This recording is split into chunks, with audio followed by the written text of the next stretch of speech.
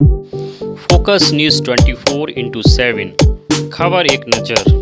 गांव शहरों की खबरें जानने के लिए जुड़े हमारे साथ यानी फोकस न्यूज़ 24/7 समाचार चैनल के साथ और जाने हर जगह की आपके दोनों पुत्र बोले मेरे दोनों पुत्र एक डॉक्टर बन गया एक मास्टर बन गया। जिनके 8 पुत्र थे वे माँ हपक करके रोने लगे। 2 पुत्र वाली माता ने फिर पूछा पुचकारा, अरे बताओ बहन क्या बात है, क्या दुख है तुम्हारे घर में, क्या परेशानी है? अरे तुमने तो मुझसे पूछ लिया कि तुम्हारे पुत्र क्या करते हैं, मैंने बता दिया एक डॉक्टर एक मास्टर, लेकिन आपके तो 8 पुत्र हैं। हो सकता है तुम्हारे घर में 8 पुत्र नौकरी करते हो। भयंकर रोने लगी, आंसू की धारा लगी। रोते रोते बताया उन मैया ने पूछा तुम्हारे 8 पुत्र क्या कर रहे हो? माता रोने लगी, हाथ जोड़ लिया, बोले बताएं अपने पुत्रों की करतूत, बोले बताओ।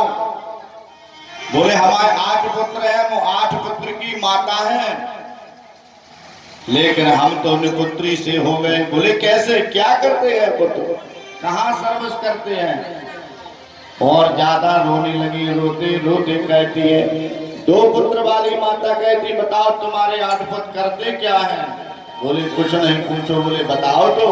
बोले 4 जेल में हैं और 4 आज ही फरार हो गए। बताओ ऐसे 8 पुत्र की वाली माता को क्या लाभ हुआ? भगवान की बोले मैया तुम्हारा लड़का बहुत बिगड़ गया। यशोदा मैया कहती क्या बिगड़ गया? अरे बहुत बिगड़ गया, इतना बेकार लड़का हो गया तुम्हारा मैया कि कुछ कहा नहीं जाता। यशोदा मैया बोले बात क्या है, बात तो बताओ। सखियां भगवान की शिकायत कर रही है माँ यशोदा से। अरे मनमोहन बिगड़ गए बारे से, मनमोहन बिगड़ गए बारे से, मनमोहन।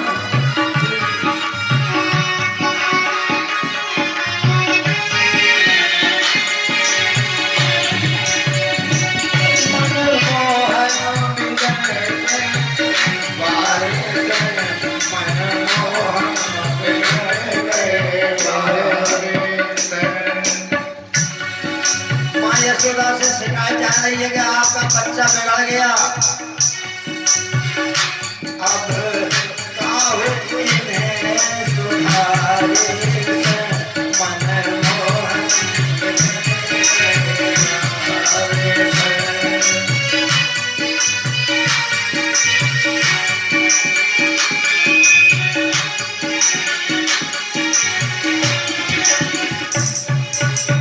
तो बिगड़ कहा रहे?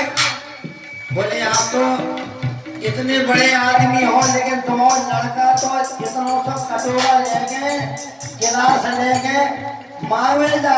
बोले काम आवे थोड़े दूध कहीं के नाम में, थोड़े दूध कहीं के नाम में, मानत फिरते अनारे अनारे।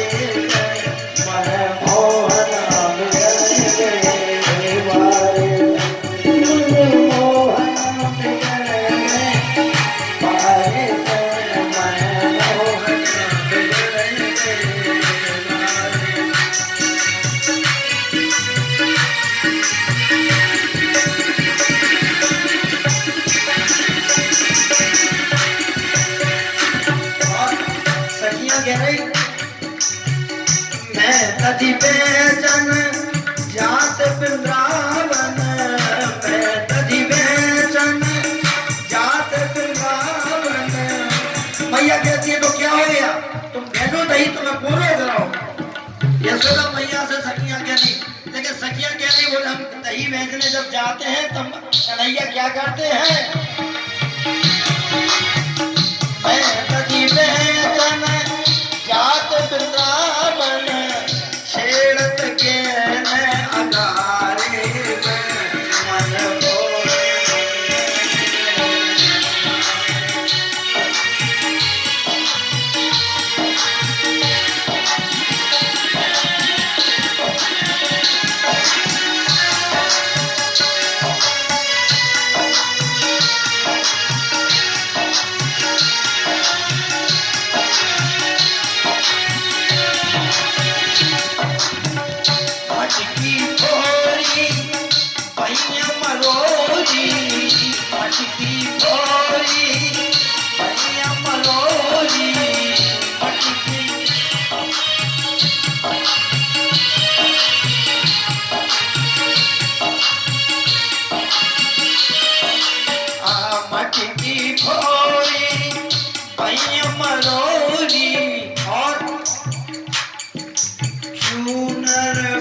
खारी किनारे से चूनर खारी किनारे से मनमोहन बिगड़ गए मारे मनमोहन बिगड़ गए मारे मनमोहन बिगड़ गए मारे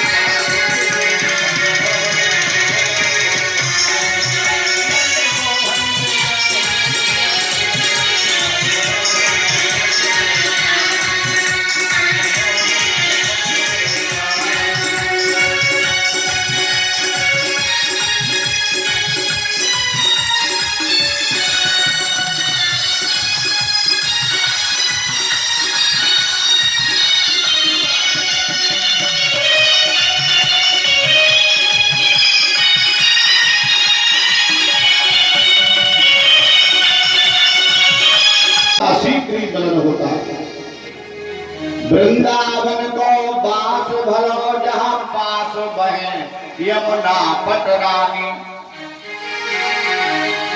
जो जन ध्यान के कृष्ण नाम करे वैकुंठ मिले नाथों रजधानी वैकुंठ मिले नाथों रजधानी। यमुना क्या है? सूर्य की पुत्री यमुना है। यमुना यमदूतन को यमुना यमदूतन को तारत है भवतारत है श्री राधिका रानी भवतारत है श्री राधिका रानी। वृंदावन में यमुना में जो मनुष्य एक बार स्नान करता है परम प्राण वाले का लिखा है कि जन्म जन्मांतर के काल कालांतर के योग युगांतर के पापों की नष्टि हो जाती है। वृंदावन को वृक्ष भलो। अरे देवता तरसते हैं, जैसे आज हम और आप भागवत की कथा श्रवण कर रहे हैं। ये भागवत रूपी गंगा के लिए, भागवत रूपी कथा के लिए देवता दसते हैं कि हम मनुष्य होते तो आज भगवान की कथा कैसे सुनते। भागवत की बड़ी महिमा है। जिनके यहाँ हो जाए, जिस ग्राम में, जिस नगर में हो जाए, विद्वानों ने लिखा है, अरे भागवत का यदि तुमने घर में नाम ले लिया कि हमारे रिश्तेदार भागवत कर रहे, सुनने जाए, फल तो हो ही मिल गया।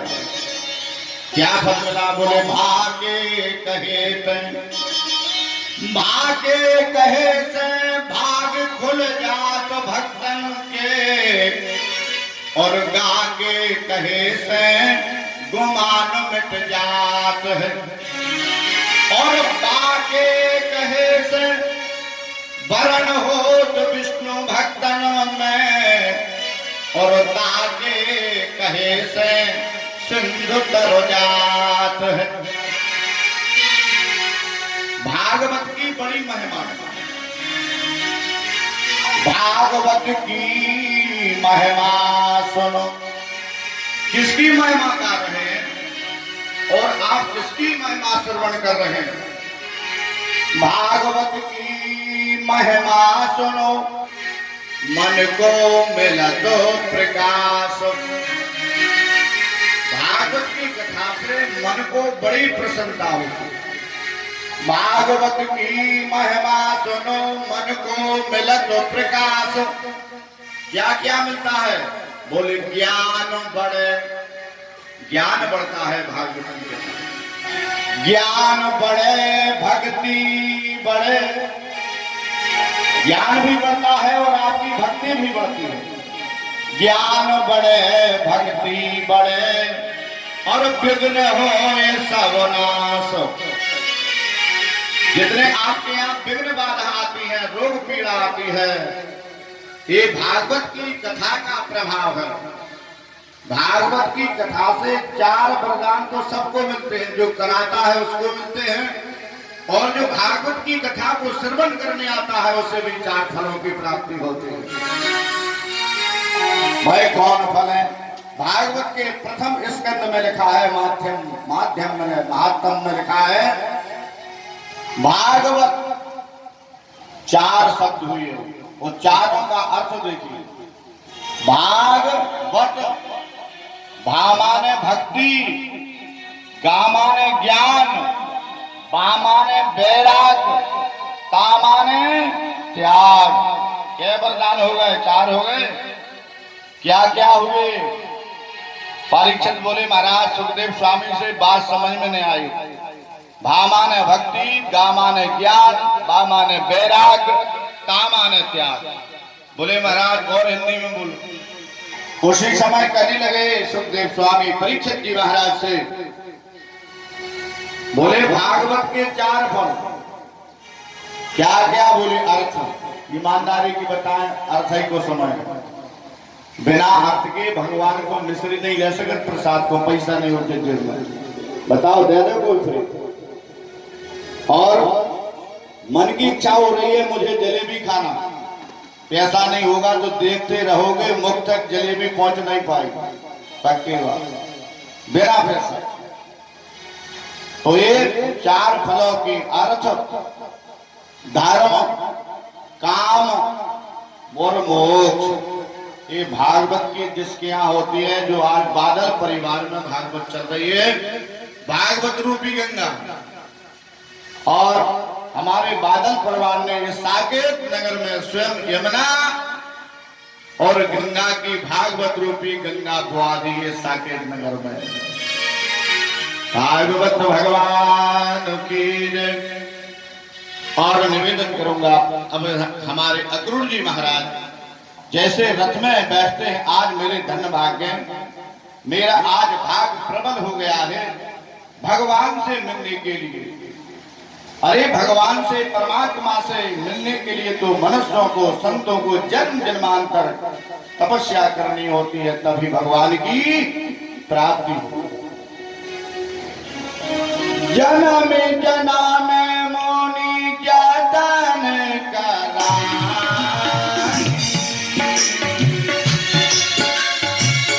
जन्म जन्म मोनि जतन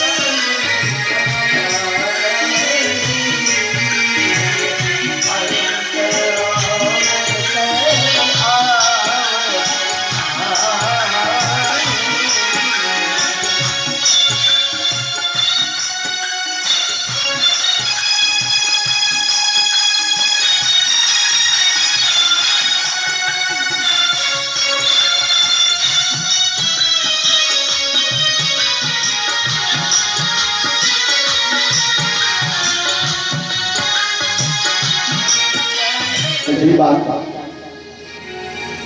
भगवान की बिना कृपा के प्यारे बंधु,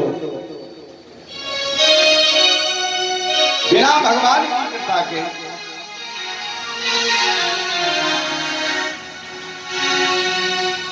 भगवान मिलते हैं तो प्रेम से मिलते हैं, भगवान मिलते हैं तो भाव से मिलते हैं, भगवान मिलते हैं तो ज्ञान से मिलते हैं, भगवान मिलते हैं तो सत्संग से मिलते हैं। भागवत की बड़ी महिमा है।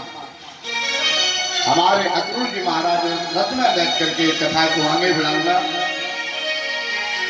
जैसे ब्रज वृंदावन पर ही परमात्मा कृपा करता है, कितने ही भटकते रहो, भगते रहो, प्यारे बंधुओं पैसा कमाते रहो, एक दिन यहीं आना पड़ेगा, इसी घाट पर आना पड़ेगा।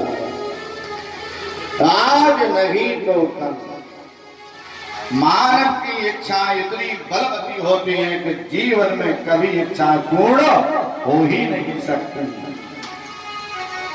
कभी कहता एक इच्छाएं बे अंत है।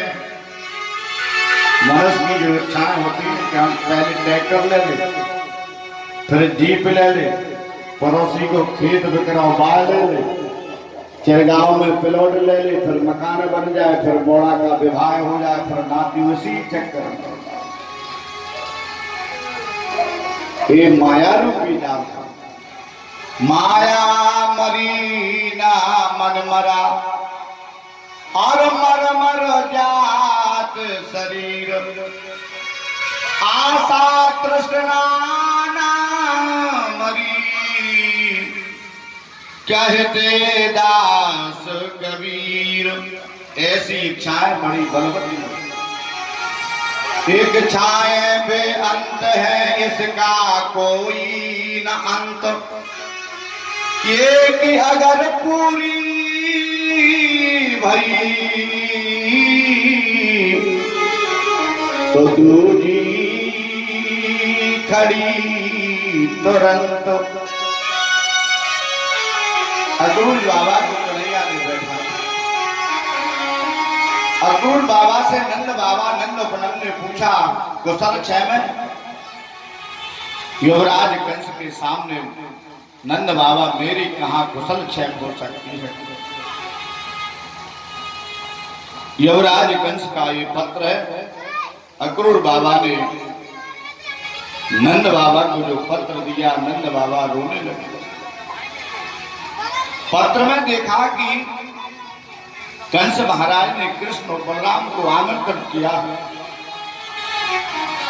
चारों भाइयों को आमंत्रित किया है। उसी समय हमारे कृष्ण और बलराम अक्रूर बाबा को अपने कक्ष में ले गए और कक्ष में लेकर के बड़ी विधि विधान के साथ उनको जल भोजन की व्यवस्था की। सारी व्यवस्था जैसे रात्रि विश्राम हुआ अक्रूर जी महाराज का, नंद बाबा उपनंद सुनंद ने अक्रूर बाबा से पूछा रात्रि में, एक पत्र में तो लिखा है कि युवराज कंस धनुष यज्ञ महोत्सव कर रहे हैं, मुझे आमंत्रित किया गया है। कृष्ण और बलराम जो प्रसन्न हुए, लेकिन वहां लिखा है भागवत महापुराण में, नंद बाबा के दोनों नेत्रों से आंसू की धार बहने लगी। प्रातःकाल ऐसे हुआ, सूर्य भगवान का प्यारे बंधु जैसे प्रकाश हुआ। कृष्ण और बलराम ने स्नान करके मैया के पास आ, मैया से कहते हैं, मैया मुझे अक्रूर बाबा के साथ आज मेरे मामा श्री मथुरा में मुझे आमंत्रित कर रहे हैं। मैया के दोनों नेत्र अश्रुधार बह रहे।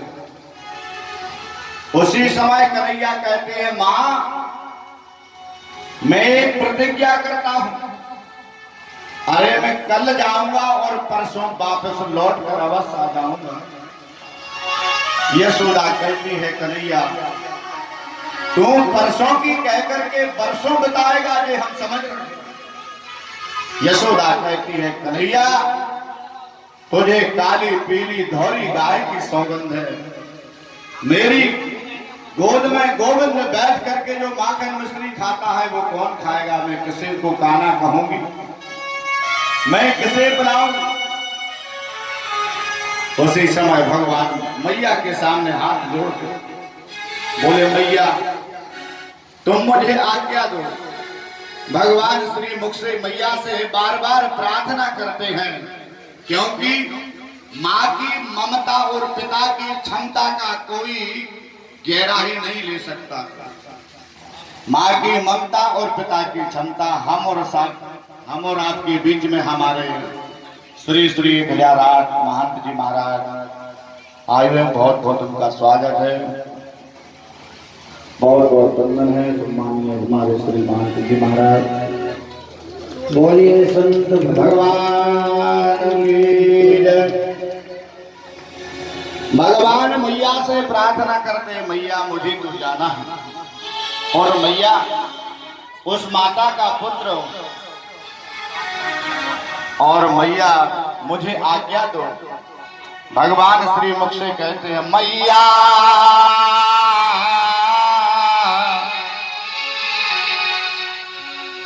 मैया मुझे जाने दो,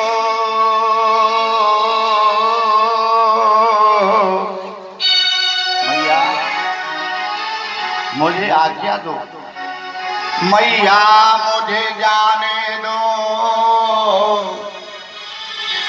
और दूध का कर्ज चुकाने दो। मेरी माता के युवराज कंस ने रथ पर बैठी हुई थी मैया, तो मेरे मामा ने सर्वप्रथम मेरे माता श्री के केशों पर हाथ डाला था। वो पुत्र किस काम का? जो पिता की आज्ञा और पिता का पुत्र किस लिए होता है? 3 ऋण चुकाता है, पितृण, देवऋण, ऋषि ऋण और गुरु ऋण।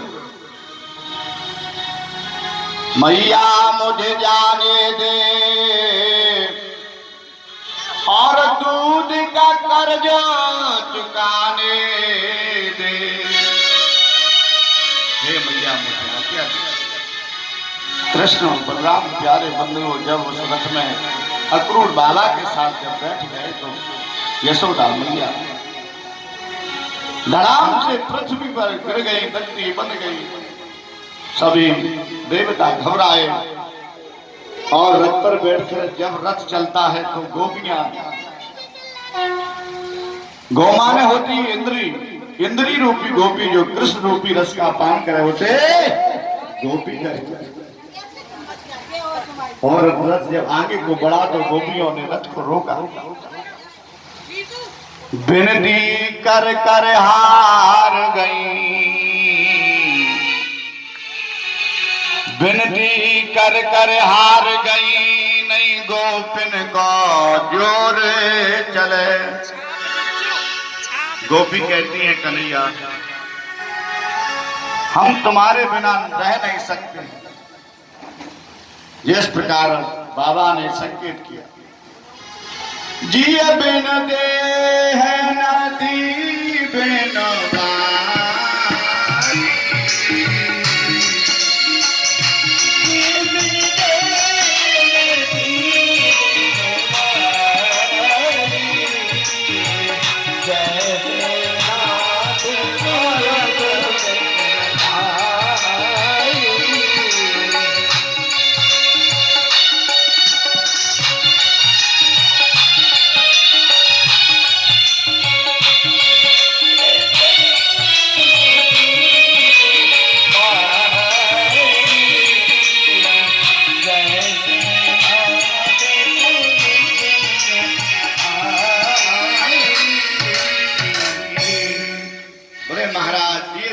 नदी बिन बारी, तैसरी नाथ पुरुष बिन नारी। महाराज, ये जो शरीर में जीव नहीं है तो देह का काम क्या है?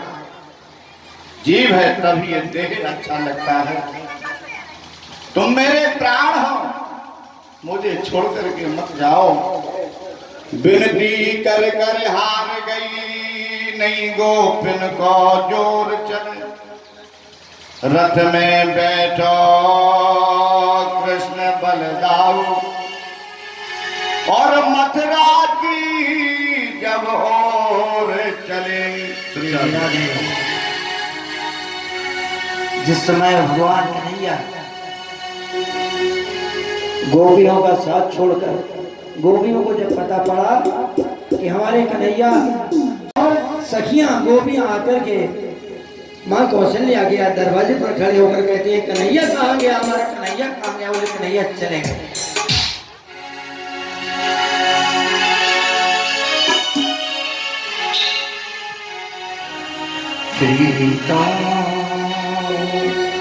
कन्हैया को गोपियों ने सखियों ने अपना प्रीतम माना। प्रीतम भूल गए,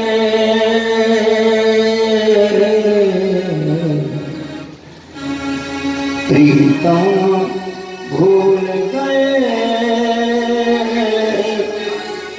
सखी में श्याम कहाँ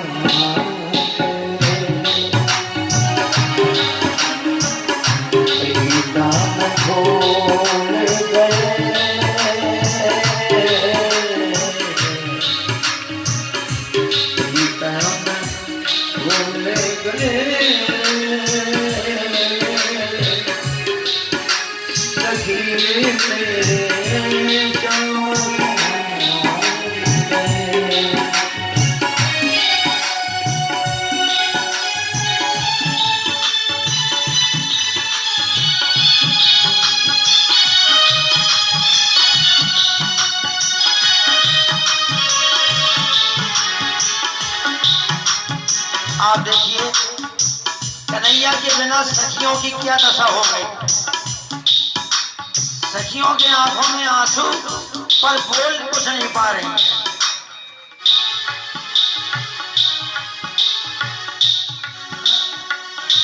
प्रीतम भूल गए, श्याम कहाँ हो गए।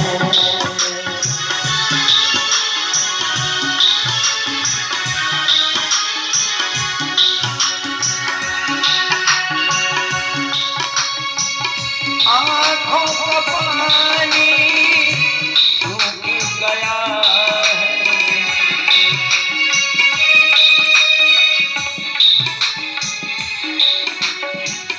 आँखों का पानी सूख गया है। देखिए अगर आंसू आना चाहते हो और आँखों में पानी ना हो, जैसे आंसू कब आते हैं जब बेहद पीड़ा होती है, बहुत आत्मा में दर्द होता है, दुख होता है, जब आंसू आते हैं। अगर आंसुओं को आना हो और आंखों में पानी ना हो तो कितनी पीड़ा हो सकती है। आज सखियों की दशा देखो आप, सूख गया है नैनों का पानी,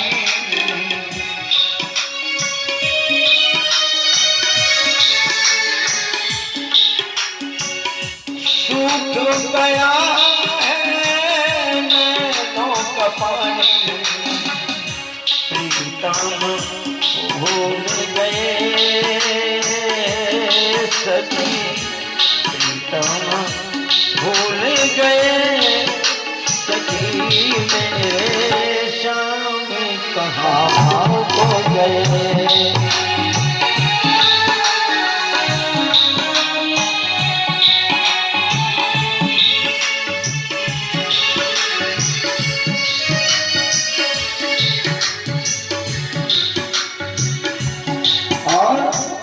दिन और रात भूल गए हम, दिन और रात भूल गए हम।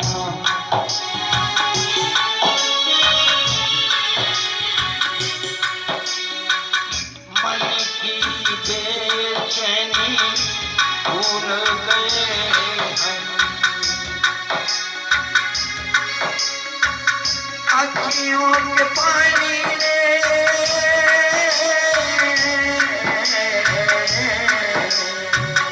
अखियों के पानी ने रहम को बनाया,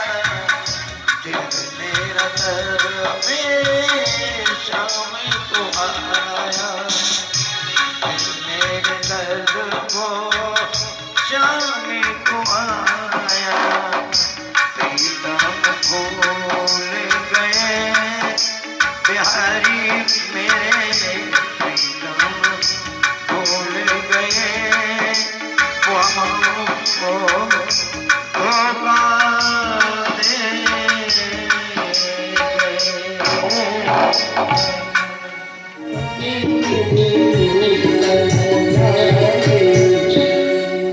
भाई राम काम सब त्याग। हमारी मथुरा की माताएं युवतियां पुरुष भगवान के धन और रंग निधि बोले लूटन लगा। ऐसे कृष्ण और बलराम के दर्शन करने के लिए मथुरावासी भगवान के दर्शन कर रहे हैं, लेकिन फिर वही भाव भगवान ना तो प्रभाव से मिलते हैं, ना पद से, ना अभिमान से। भगवान जीवात्मा को मिलते हैं तो प्रेम से मिलते हैं। हमारे कृष्ण बलराम और आगे को बढ़े।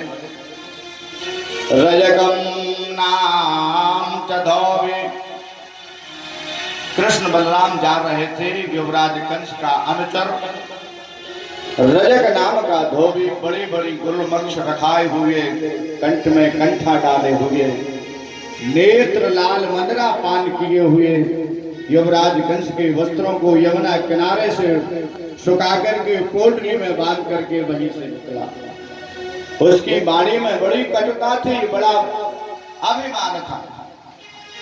हम और आपके जीवन में अभिमान जैसी रद्दी चीज दुनिया में दूसरी नहीं। हम और आपको जीवन में अभिमान नहीं करना चाहिए, चाहे पद आ जाए, प्रतिष्ठा आ जाए, धन आ जाए, मद नहीं आना चाहिए, अभिमान नहीं आना चाहिए। अभिमान में तीन गए, जो अभिमान करता है तो उनकी तीन वस्तुएं चली जाती हैं घर से। कौन कौन? अभिमान में तीन गए, धन दौलत और वंश। धन दौलत और वंश, अभिमान तीनों ने किया। अभिमान करने वाले तीन लोग हैं प्राणों में। अभिमान तीनों ने किया, रावण कौरव कंस। तीन लोग बड़े अभिमान, रावण कौरव और कंस। हमारे कृष्ण बलराम ने मामा श्री के यहाँ कोई आता है तो पूरा पुरा और मोहल्ला पड़ोस सबसे मामा ही कहा जाता है। एक रजक नाम का धोबी आया, रजक नाम धोबी, चक्रोधनम जो नेत्र लाल है, बड़ी बड़ी गुलमक्ष पूछे रखा हुआ, इसकी बाणी में बड़ा अभिमान। भगवान ने कहा, धोबी मामा सीताराम, और अकड़ के बोला, तुम कौन हो, मेरा व्यंग करते हो? उसी समय कहता है, रजक नाम का धोबी में युवराज कंस का अनुचर हूं। युवराज के वस्त्रों को धो करके मैं उनको अनुरूप सुंदर पोशाक ले जा करके, तुम जानते नहीं हो मुझे, जिसकी वाणी में बड़ा क्रोध था। बलदाऊ ने कहा, कृष्ण क्या कर रहे हो? अरे विलंब क्यों कर रहे हो? भगवान कन्हैया ने कहा, दाऊ भैया, इसकी वाणी में जो अकड़ है, इसके जो क्रोध है, मैं इसका अंत देख रहा हूं। कहां तक ये क्रोध करेगा, कहां तक इसकी वाणी में कठोरता आएगी। जानते नहीं हो, तुम कौन हो? मैंने जानता हूं, तुम ब्रज के ग्वाल बरेदिया लोग हो।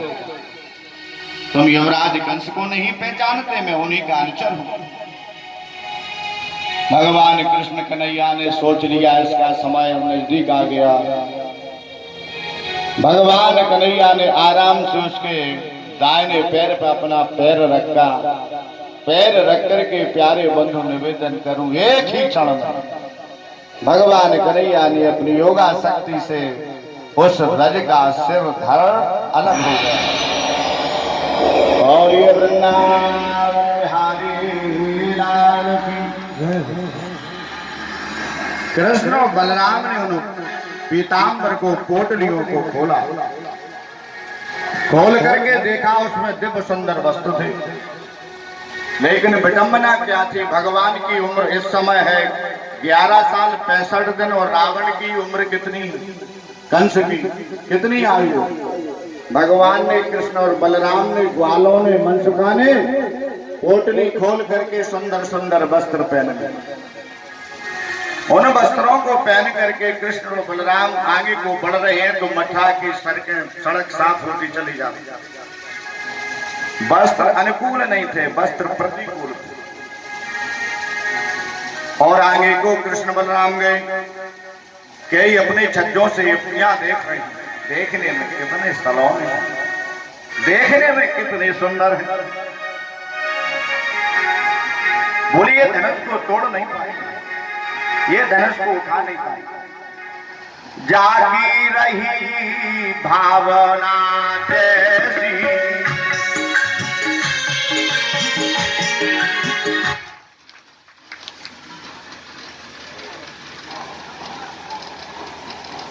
लाइव स्ट्रीमिंग चलेगी, अभी लाइट प्रॉब्लम हुई है।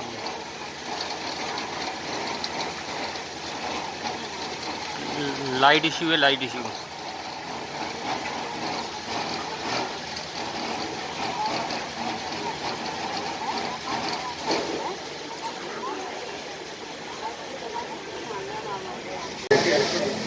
राजा परीक्षित ने यहाँ पूछा, महाराज ये रजक नाम का धोबी पूर्व समय में कौन था? ये त्रेता का था, त्रेता का था। अग्नि पुराण में इसके बारे में एक कथा आती है। ये बल्ला चुकाने के लिए, भगवान से बल्ला लेने के लिए, एक जनकपुर में एक तोता और तोतनी थे पहले, सूक्ष्म। जैसे कृष्ण और बलराम आगे को चलते हैं, द्रोण नाम का दर्जी अपने दोनों कर कमलों में कैंची लिए हुए खड़ा था।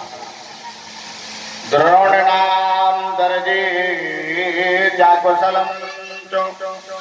द्रोण नाम का दर्जी ने भगवान को दर्शन किया, भगवान को चरण वंदन किया और प्रभु से आज्ञा मांगी, भगवान आप कह दें तो आपके वस्त्र आपके अनुकूल बना दूं। भगवान प्रसन्न हो गए। इस द्रोण नाम के दर्जी ने निवेदन करो, इस द्रोण नाम के दर्जी ने भगवान के जो वस्त्र सही नहीं थे, ढीले ढाले थे, द्रोण नाम के दर्जी ने अपनी कैंची से, अपनी चतुराई से, अपनी मशीन से भगवान के प्रतिकूल वस्त्र बना। भगवान प्रसन्न हुए, बड़ा अनाथ था ये द्रोण नाम का दर्जी। राजा परीक्षित महाराज बोले, पूर्व जन्म में द्रोण दर्जी कौन था? प्यारे बंधुओं, ये द्रोण नाम का दर्जी राजा जनक जी के भाई जो कुशध्वज जी थे, उनका